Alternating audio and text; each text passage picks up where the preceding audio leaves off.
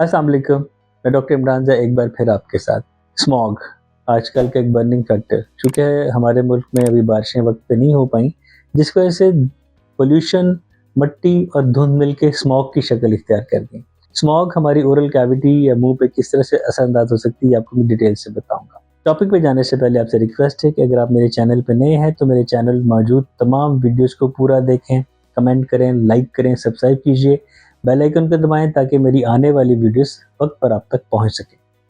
Topic की तरफ वापस आते हैं। स्मॉग ये बर्निंग टॉपिक है। आजकल हर तीसरा या चौथा मरीज खांसते हुए या फ्लू की अलामत के साथ या गले की खराश के साथ सामने आ रहा है। इसकी सबसे बड़ी वजह ये है pollution, air quality index AQI, जो कि ख़ास तौर पे लाहौर का आजकल थोड़ा सा ख़राब आ रहा है।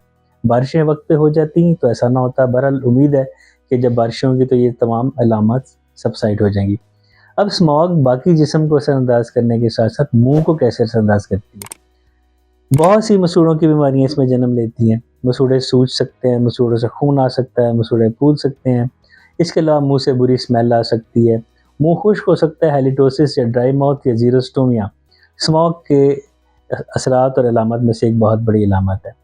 इसके अलावा जो म्यूकोजा है, जो हमारे गाल और लिप्स के अंदर की जो नरम एक सॉफ्ट टिश्यू की तह है, उसकी इन्फ्लेमेशन हो सकती है, उसमें रेडनेस हो सकती है, उसमें बर्निंग सेंसेशन आ सकती है, उसमें जलन की कैफियत हो सकती है, मुंह खुश हो सकता है, बार बार प्यास लग सकती है और गले में कांटे की तरह वो प्यास चुभ सकती है। इसके अलावा स्मॉग से मुंह में की गई कोई भी छोटी सर्जरी उसकी हीलिंग में डिले हो सकता है। अगर दांत निकाला जाए उसका जख्म देर से ठीक हो सकता है, क्योंकि एंटीबायोटिक्स की एक्टिविटी मुतासर होती है ड्राई माउथ से। जब मुंह में थूक पैदा नहीं होता और जो बैक्टीरियल टॉक्सिन्स हैं, जो मुंह में मौजूद बैड बैक्टीरिया की वजह से बनने वाले टॉक्सिन्स हैं, वो वॉश आउट नहीं होते, उसमें फ़र्क पड़ सकता है।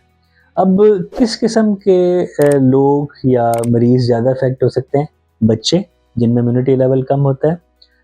निस्बतन बूढ़े लोग, उनमें इम्यूनिटी लेवल थोड़ा सा कम होता है, वो इससे इफेक्ट हो सकते हैं।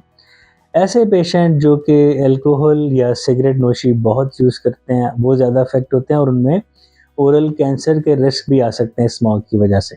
इसकी हिफाज़ती तदाबीर ये हैं कि अपने मुंह को गीला रखें, क्योंकि मुंह खुश्क होना स्मॉग की एक बहुत बड़ी अलामत में से। अपने मुंह को गीला रखें। Keep yourself hydrated. हर थोड़ी देर के बाद 1-2 घूंट पानी के पी लें। बिला ज़रूरत घर से बाहर मत निकलें। जब भी निकलें तो एक बेहतरीन अच्छी क्वालिटी का मास्क लगा के निकलें। वक़्त पे एंटी एलर्जिक्स लेते रहें। जिस्म में अगर टूटने का आसार रहते हैं तो जिस्म में दर्द कम करने वाली दवाइयाँ ले सकते हैं। बार बार गर्म ड्रिंक पिएं, क्योंकि ये जो वायरसेस होते हैं ये गर्म ड्रिंक्स के साथ इनकी एक्टिविटी स्लो होती है। डेड तो ये अपने एक टाइम के मुताबिक ही होते हैं, क्योंकि वायरस का DNA रोज़ाना चेंज होता है और उस पर एंटीबायोटिक्स असर नहीं करती, इसके लिए एंटीवायरल दवाइयाँ इस्तेमाल की जाती हैं। मुझे उम्मीद है कि मेरी वीडियो से आपको फ़ायदा होता होगा। मेरे चैनल पे जाके तमाम वीडियोस को बारी बारी देखें और सुकून और तसल्ली के साथ पूरा देखें। कमेंट करें, लाइक करें, सब्सक्राइब कीजिए, दोस्तों अहबाब में शेयर करें ताकि ये जो फलाह आमा की बातें ये हर तक घर बैठे पहुंच सकें। बेल आइकन को टच कीजिए ताकि मेरी वीडियोस बर वक्त आप तक पहुंच सकें। आज के लिए इतना ही काफ़ी है। बहुत शुक्रिया। अपना बहुत ख्याल रखिएगा।